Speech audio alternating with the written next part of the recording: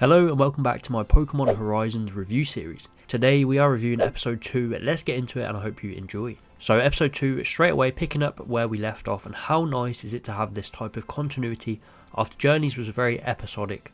Liko jumped and her mysterious pendant activated, and out comes this little baby turtle Pokemon. We don't know what this Pokemon is, which is really cool. The anime again revealing a new Pokemon to us. This hasn't happened in a while, but it basically looks like a baby Terapagos, but I'm guessing it will just be a pre-evolution to that Pokemon, which is cool because it means we're probably going to get some big development with it and some stuff from the DLC. What a way to kick off this episode.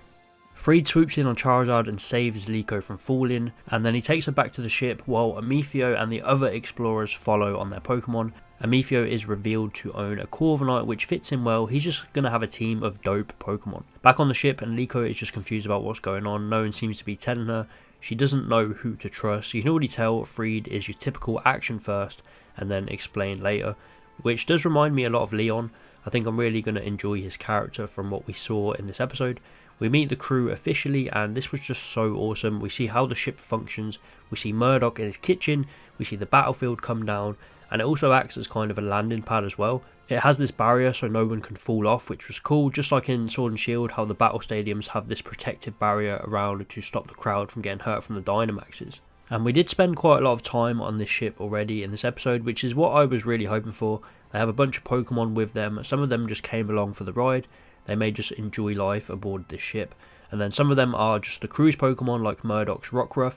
I just thought it was cool how they have different Pokemon for different roles, like how Slugma is helping out in the heat engine and how Nosepass helps direct FRIEDE. And speaking of direction, we meet the captain himself, Captain Pikachu, and this has to be one of the most badass entrances we've had. He's sitting in his captain's chair using its tail as a spring to hold itself up, just like Ash did against Surge. This was so funny but also cool as hell.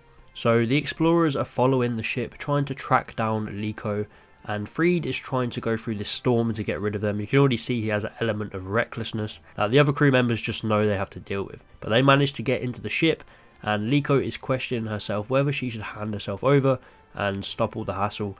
You can tell she really has a pure heart and wants to do good, and you can tell that she also loves Pokemon a lot because she keeps trying to protect the scared Pokemon on the ship. But again, my man FRIEDE, he puts an end to it. He swoops in once again and has a battle with AMETHIO, and a proper one this time. FRIEDE was definitely the MVP of this episode. Every time he was on screen, he was fantastic, and this battle looked amazing. It was fast paced, it had some nice animation.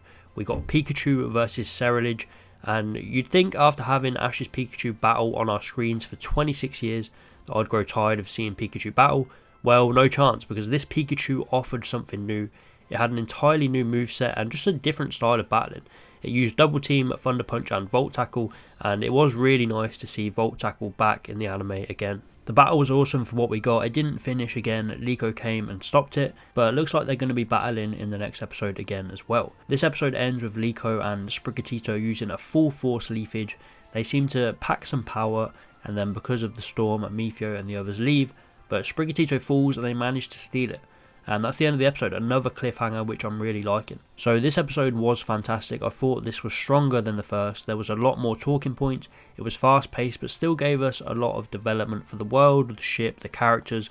We had the brand new Pokemon appear at the start that wasn't really touched on again, so they're clearly saving that for a future episode. We saw how the ship works and the different Pokemon that are on it, and then the highlight of the episode was FRIEDE and his battle with AMETHIO.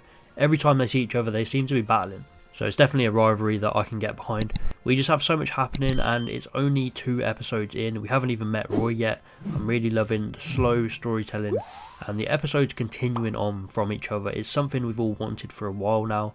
So I really can't wait to see where this series goes. But for this episode I'm going to give it a 9 out of 10. Let me know your thoughts on this one. Did you prefer episode 1 or episode 2, and what is your rating out of 10? But that's it for now. Be sure to like and subscribe if you enjoyed, and I'll see you next time.